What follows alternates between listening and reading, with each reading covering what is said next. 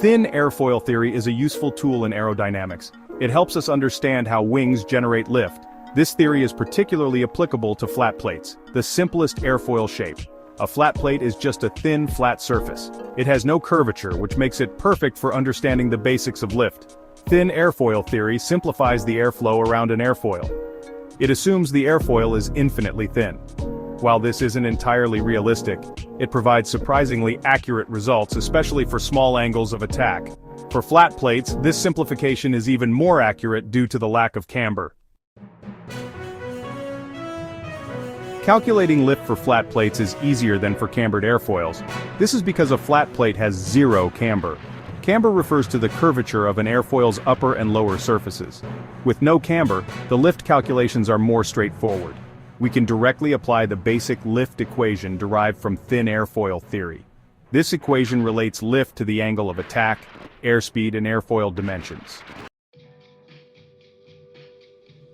The lift equation, in its simplest form, states that lift is proportional to the air density, the square of the airspeed, the wing area, and the angle of attack.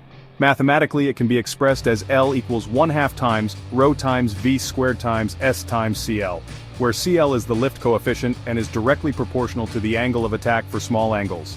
This equation highlights the direct relationship between the angle of attack and lift. A small increase in the angle of attack can result in a significant increase in lift. This is why airplanes can climb or descend by adjusting their wings' angle of attack. While thin airfoil theory is useful for understanding lift generation, it has limitations, especially for flat plates at high angles of attack. At high angles, the airflow over the upper surface of the flat plate can separate. This flow separation leads to a significant reduction in lift and an increase in drag. This phenomenon, known as stall, occurs because the air can no longer follow the sharp curve of the flat plate at high angles.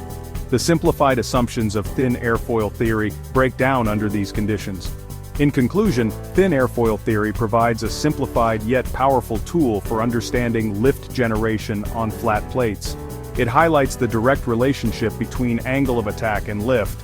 However, we must remember its limitations, particularly the breakdown of the theory at high angles of attack due to flow separation.